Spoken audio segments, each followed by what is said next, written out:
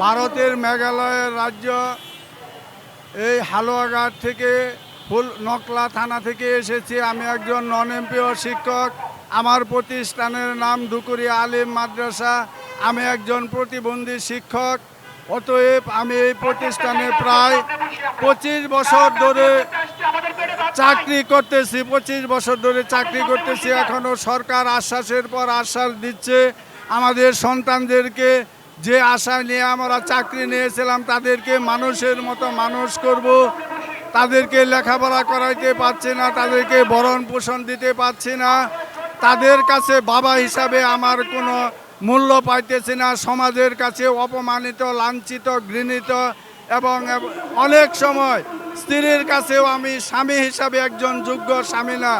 অতএব আমরা সরকারের কাছে মাননীয় প্রধান উপদেষ্টা ডক্টর ইউনূসের কাছে আকুল আবেদন, আপনি আমাদের এই ন্যায্য দাবি আদায় করিয়া স্ত্রীর কাছে, সন্তানের কাছে, পরিবারের কাছে, সমাজের কাছে, রাষ্ট্রের কাছে আপনি আমাদেরকে শিক্ষক সম্মানিত জাতি আমাদের